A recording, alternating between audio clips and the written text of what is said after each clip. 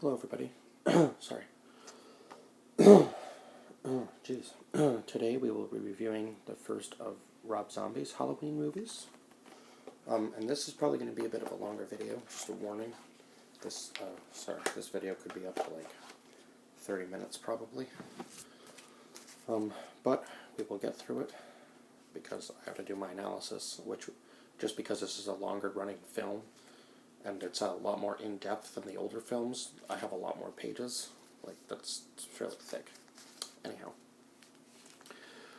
So we start in Haddonfield, Illinois on October 31st. Obviously, we already know that's Halloween. There's a child in a pet mask. Oh, that would have been so funny if I'd said that whole sentence backwards. Sorry. There's a child in a clown mask playing with a pet rat while his parents argue downstairs in the kitchen. The daughter comes downstairs. When she goes back up, the father makes a sexual remark to her wife about her. Then another fight ensues. There's a baby screaming and crying because of all of this. The kid is Michael. He killed his pet rat. He's in the bathroom washing his hands off all the blood. His sister's trying to get him to come downstairs. His father and sister then continue to... his father and sister make fun of him for pretty much everything. So you can kind of see that it's a very broken home right from the beginning. Michael gets bullied at school. The principal breaks up the fight. Because they're showing him this picture. His mom's a stripper. That's how she makes her living. So they're showing him this picture of her basically almost completely naked and making sexual remarks about his mom. So he ends up trying to fight this kid that's bullying him. Michael's mom gets called to the school. Dr. Loomis arrives. He's saying that he can help Michael with his problems due to the fact that they find a dead animal and photos of dead animals in Michael's backpack. Michael sneaks away. He grabs the mask from his locker.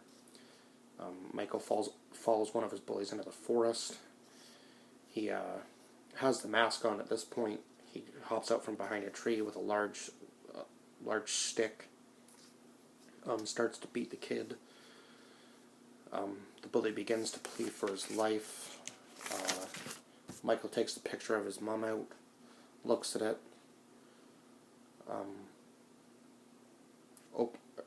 Looks at it, folds it back up, pulls his mask down, and then continues to beat him until his bully is dead. Ronnie is the name of the dad. So now we're going to Michael sitting at home with his mask still on while his father makes fun of him for killing animals, as well as calling him gay and other such things.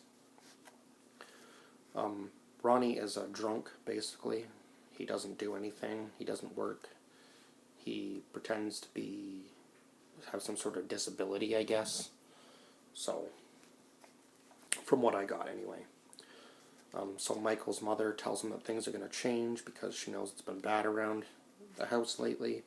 She goes off to work. She tells Judith to take Michael trick-or-treating. Judith then tells Michael to go by himself once their mother leaves. It shows Michael sitting on the sidewalk in the full clown outfit now, and the mask is in his hand. He pulls the mask onto his head. Judith tells her boyfriend that Ronnie is the stepfather, so I guess he's not the biological dad. Judith and her boyfriend are having sex. Her boyfriend puts on this mask, and it is the actual Michael Myers mask from all the other movies. So this was kind of an important scene in the movie. Michael comes home. Ronnie is passed out. Michael's sitting in the kitchen eating candy that he got. He then grabs duct tape and a knife from the drawers. Michael tapes Ronnie to the chair. He then pulls his mask over his face, goes behind Ronnie, and slits his throat. Then somehow, then it shows Judith's boyfriend heading downstairs. Michael's already upstairs. He follows him down with a bat in his hand. Michael sneaks up behind Judith's boyfriend while he is sitting at the table making a sandwich, hits him over the head with the bat. Judith's boyfriend starts to kind of like convulse on the floor because it was from the back of the head, so it would be like a pretty serious brain injury. Hits him over the head with the bat. Yep, and then he just continues to beat him to death with the bat. Judith hears none of this because she had headphones on. She was upstairs laying in bed. Michael opens the door to Judith's bedroom, walks over to her, takes the clown mask that he has on off, and puts on the one that Judith's boyfriend has. So now you know that he's kind of like truly transformed into the Michael Myers character. Michael begins to caress Judith's leg because she's going to think that it's her boyfriend. Her boyfriend's name is Steve, by the way. We finally found that out because Judith thinks it's Steve, her boyfriend. Yeah. She tells him to stop, reaches back and grabs a hand. When she turns back and looks, she sees that it's Michael. Judith asks what he is doing, but gets no reply. Michael then stabs Judith in the stomach. Judith walks out of the bedroom. Michael follows her, and then he kills her. Michael then goes to the baby's room. He says something to the baby and kisses it on the forehead, but I can't remember what it was. Michael's mom comes home. She sees Michael and the baby on the front step. Michael's mom asks him what happened, but gets no answer. And then it shows sirens going off in the background. There's a news reporter outside the house, talks to the killings, while Michael's mom watches the bodies being taken out on stretchers. That we go to Smith Groves then, 11 months later. Dr. Loomis and Michael talk about Halloween night. Michael's mom comes to visit quite frequently. Michael has no recollection of the killings. He keeps asking if everybody's fine at home. One of the security guards talks to Michael, calls him Mikey. That's kind of important for a little bit later in the movie. Michael then begins making masks. He slowly begins to go crazy because as a child, you don't even really know why you're locked up in this institution. Because you really don't know right from wrong at that age, I guess. Especially when, as a child, you probably wouldn't have very much memory of what you did because you just snapped, I guess, in a sense. It's kind of hard to, I guess it would be kind of hard to explain unless you were actually in that person's mind. All Michael wants to do is go home. Dr. Loomis keeps letting him know that he can't go home. He's going to be here for a long time based on what he did. It gets to the point where Michael no longer speaks. Michael's mother gives him a picture of him and the baby together. Dr. Loomis is walking Michael's mother to her car, so he gets the nurse to sit down with Michael. The nurse picks up the picture. Michael's head then raises when the nurse starts talking. She turns her back, flips open the newspaper. Michael picks up the fork that he was eating with, walks over to the nurse and stabs her. Dr. Loomis and his mother run back into the room. Alarms blare. That's all you can hear is just the alarms blaring by this point. Michael kicks and screams in the arms of the security guard. He screams at his mom. It just keeps showing him screaming.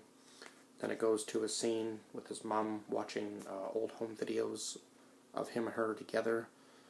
And then she ends up killing herself with the baby still in the house. You can hear the baby crying after the gunshot goes off.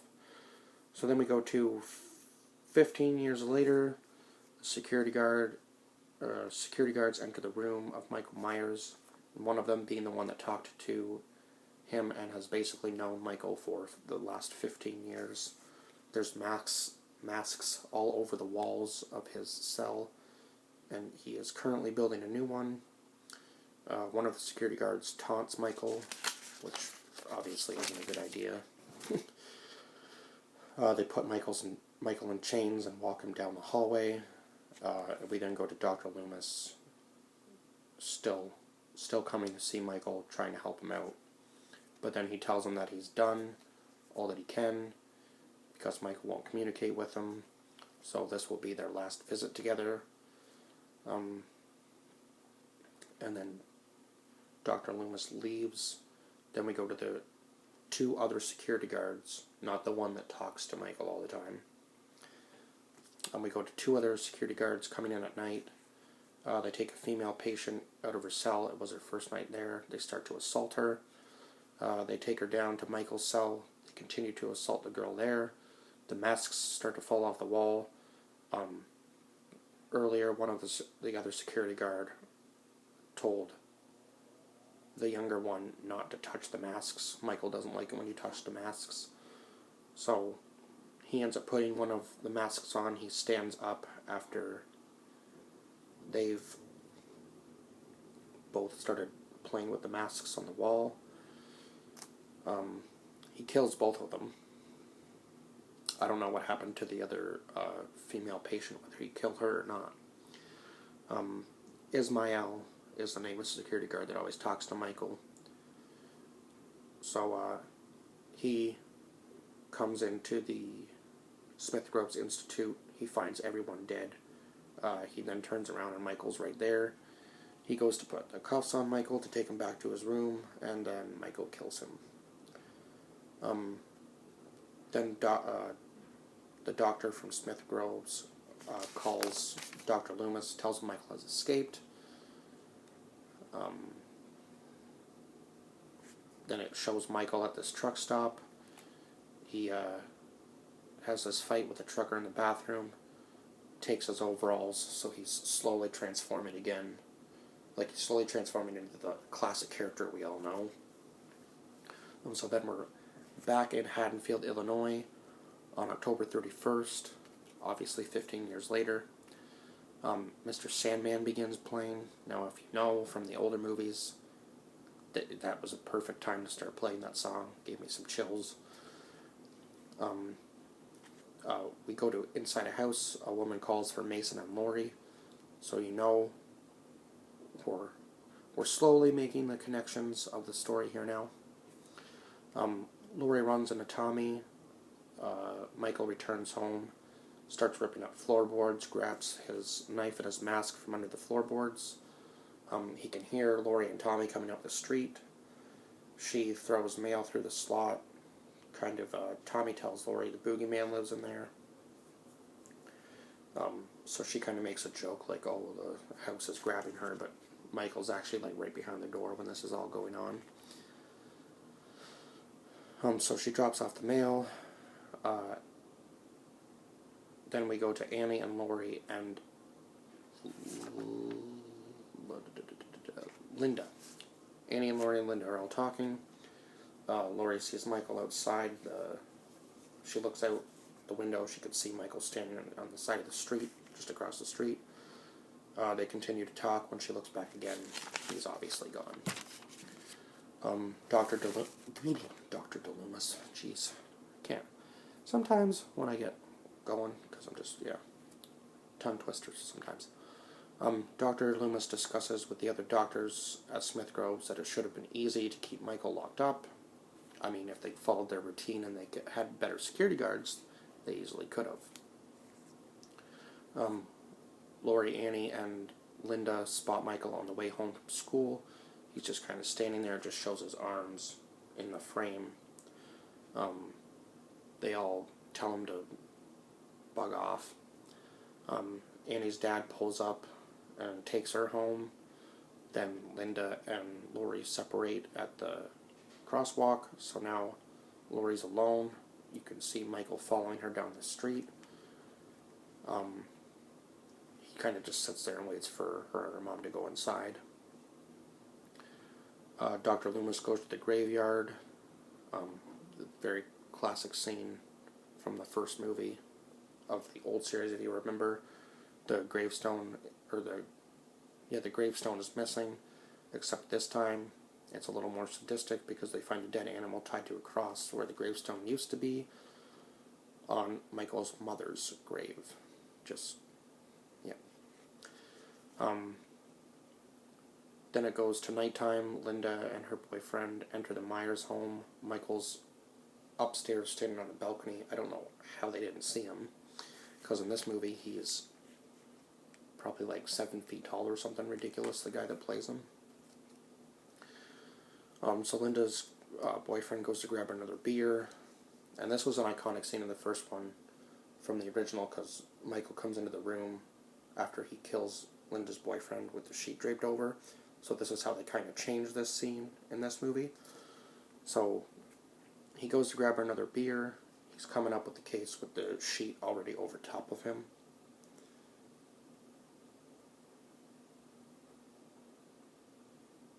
Yeah.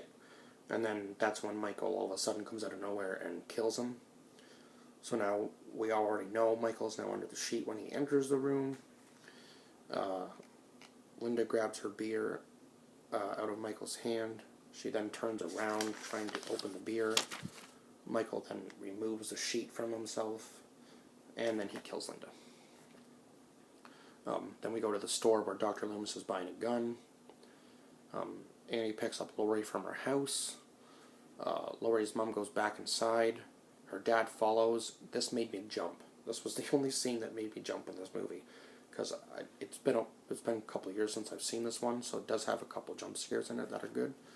But this one just happened so fast, I'd forgotten completely about it. So the dad follows in, he stops, turns for a second, I'm not even kidding, and all you see is just this knife come out of nowhere and just swing and cut, I don't know, it looked like his head got cut clean off, but I guess it was like up his face, weirdly. It was a weird, it was just such a fast scene, because he's like right there almost as soon as, like a couple seconds after Annie and Laurie pull away. So Michael's obviously inside of the house now, because he opens the door as he's dragging Laurie's dad's body inside. So he then goes after Laurie's mother. She crawls for the phone. Michael sees a picture of Laurie. He then kills Laurie's mom. Tommy asks Laurie if the boogeyman is real, so now we're getting into the boogeyman talk again. Laurie tells him the boogeyman eats little boys. So they kind of try to make this a little bit darker in this movie, as you can tell. Then Laurie and Annie are on the phone. Michael's standing right outside the house that Annie is in. Lindsay is the little girl that Annie is babysitting, so now Michael's in the house. He's literally standing right behind Annie, or Lindsay. That was one of the creepier scenes, when it just kind of like zooms up his body, and he's just standing there watching her, watching the same movie that was playing when he was sitting there with his, with Ronnie in the very first scene. So he's kind of like turning his head because of the movie. Dr. Loomis finds the sheriff, tells Dr. Loomis that Michael is back. Annie's boyfriend Paul comes to pick her up, so she takes Lindsay over to across the street to the house that Laurie is at babysitting Tommy. So now we know Laurie is alone with the two kids.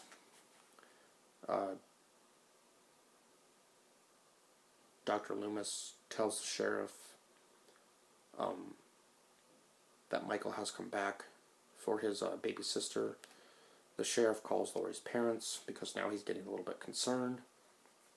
But there's no answer, obviously, because they're both dead. Tommy asks Laurie about the boogeyman again. Why does he only come after the kids that don't believe? He says, do the kids that believe, like, are the kids that believe protected by his powers? Annie and Paul are having sex when Michael comes back into the house. I don't know. He might have already been in the house again. So it shows him kind of like walk really slowly behind the couch. They don't see him. He all of a sudden comes into frame, grabs Paul off of Annie and kills him. Annie tries to run for the door. You can hear her screaming. Michael grabs her back into the house. Annie gets away. She runs through the house into the kitchen. Michael obviously catches up with her, knocks her down, and then drags her back into the other room. The sheriff, then it shows the sheriff telling Dr. Loomis about getting the call about Michael's mother's suicide about 17 years ago, is what he said in the movie. When he got there, he found the baby. He then drove it to another town's emergency room and left it there. 3 months later, he hears from a friend that he's adopted the baby. He also cut the baby out of the report of the suicide so that nobody would know about it.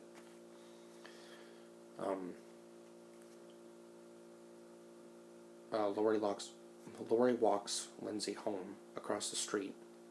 They open the front door and Paul's hanging there and Annie is on the floor. Laurie tells Lindsay to run, go call the police. Laurie goes for a phone in the house to call for help, and then Michael pushes the door shut. Or emerges from behind the door is what I wrote, but yeah, either way. Brackett is the last name of the sheriff. I didn't get his first name in this movie, so I don't know whether they actually say it or not. Anyway, so Brackett is the sheriff. So Brackett gets call about Laurie Strode. They turn the car around to go back. Michael throws Laurie. She gets up because Annie's trying to call her, but she doesn't have very much energy because she's been stabbed.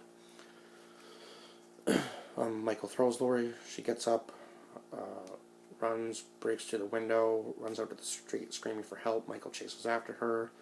Laurie's banging on the door of the house across the street where Tommy is. And now Lindsay is also back inside there.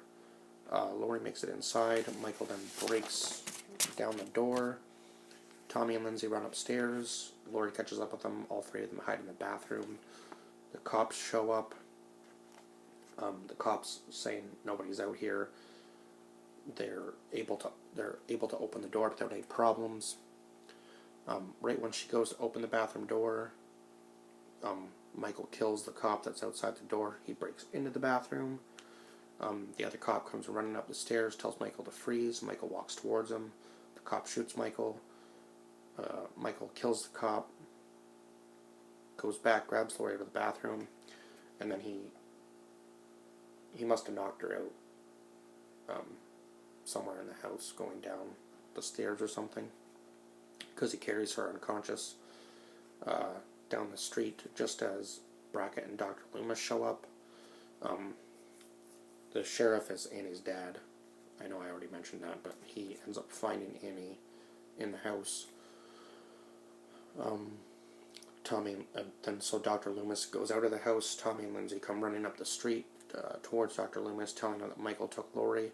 Dr. Loomis goes after him because he already knows that Michael's going to go back to his own house. Laurie wakes up and Linda is laying on the ground beside her in front of Michael's mother's tombstone. So they changed that a little bit. Instead of her being right across the street in the bed when Laurie finds everybody dead in the original film, that's how it's different from the first one. She just finds Linda in Michael's home already. So Michael comes into the room with his knife. Laurie pleads for him not to hurt her. Michael drops the knife and kneels down in front of Laurie. He pulls out the picture of him holding her when they were kids.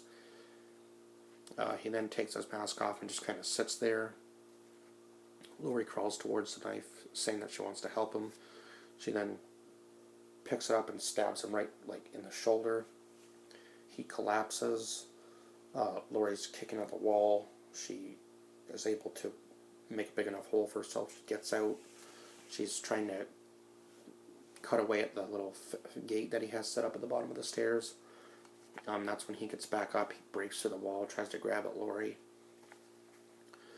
She is able to escape, but she ends up falling into the pool. Down into the pool, and there's really no other way to get out. So Michael comes out of the basement. He enters the pool. Laurie screams for help. Dr. Loomis shows up at that point in time. He calls out for Michael, begging him to stop. Michael just turns around and looks at him and continues to walk forward towards Laurie. Dr. Loomis shoots him 3 times. Michael collapses again. Dr. Loomis and Laurie exit the pool. They both get into the car. Laurie asks Dr. Loomis if that was the boogeyman, and he says, "I do indeed think that it was," or something to that effect. And right after he says that, Michael's whole arm just comes through Laurie's window in the car, and he grabs her, pulls her out of the car. Dr. Loomis begs Michael to let Laurie go. They're back in the house now. He throws her aside. She runs up the stairs. He attacks Dr. Loomis. Then it shows Michael dragging Dr. Loomis to the house. Laurie is hidden in the wall in one of the rooms. Michael enters the room.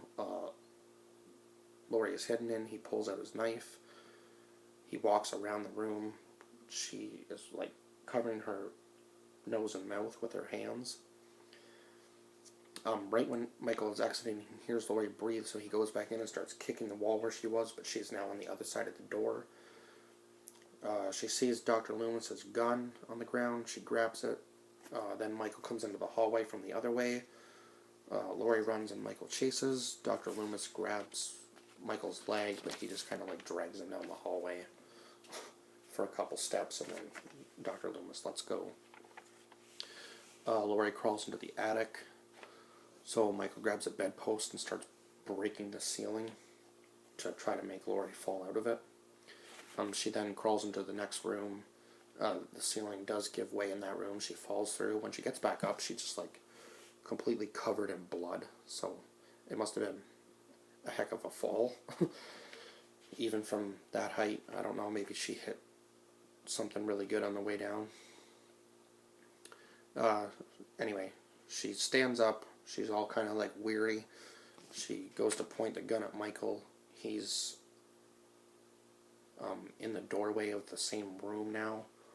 He then drops the bedpost.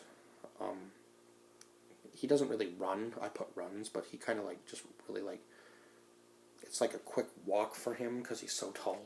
So he like, kind of like a run toward her thing. Anyway, he tackles her out the glass door of the balcony and then through the railing of the balcony. They both fall to the ground. Laurie wakes up. She's laying on top of Michael. She grabs the gun, points it at his head, pulls the trigger twice. Nothing happens. When she goes to pull it the 3rd time, Michael comes to. He grabs her arm. Laurie pulls the trigger and shoots Michael. And then Laurie begins to scream because she's just completely lost her mind, basically, at that point. And I probably would too if I was ever in that kind of a situation. So, this film was really well done. I think it actually gives us a more in-depth view of Michael's character, so you kind of feel some sort of sympathy towards him as to how he was treated as a child, and it definitely shows you how he became what he was as an adult and why he didn't, why he stopped talking, why he became socially distanced from everybody. And I know the story isn't, like the story itself, him going back to find his baby sister, I don't even think would be possible for him, because he's been in Smith Grove for so long, right, that he probably wouldn't even know how to use the technology to find her. But I guess based on the story, they have this kind of connection so he can feel her presence, I suppose, is more the idea. So that's what leads him to her. So anyway, the mask design was 10 out of 10 in this film. It kept the iconic look, but they had like cuts and stuff in the mask to make it look a little bit darker for this movie, and it was tucked into the overalls, so kudos for that, Rob Zombie. Because there was some movies where it was like outside of the mask and it was just flopping around and it looked really funny. but this mask was really well done. So 10 out of 10 on the mask design for this movie. I give it a 10 out of 10. It's probably, besides the first and second movie, and there was a couple other ones that I really enjoyed, but this one is among my top 3. So, and I think other than that, that's about it. Yeah, just it gives us more in-depth of the characters. I mean, they stuck with the Laurie story pretty closely. I know they changed a few things to make it a little bit darker for this movie, and obviously they were able to do more within a 2-hour time frame as opposed to, like an hour and 26 minutes or however long the runtime was for the first one. I think it was about an hour 30. So yeah, they had a whole extra 30 minutes to play with. So I did enjoy that, but it just took me a little bit longer to, get my notes down because there was more to the movie than the old one. But yeah, if you're going to watch any of the Halloween movies, I would highly recommend watching the first 2 originals and these 2, and definitely the new one from 2018, which I will be doing a review of in the near future. But I have other stuff planned in between that, I do believe. I'll have to check my schedule. Anyway, I think that's all I have to say for this film. And I will see you guys in the next one. Like, share, and subscribe. Bye-bye for now.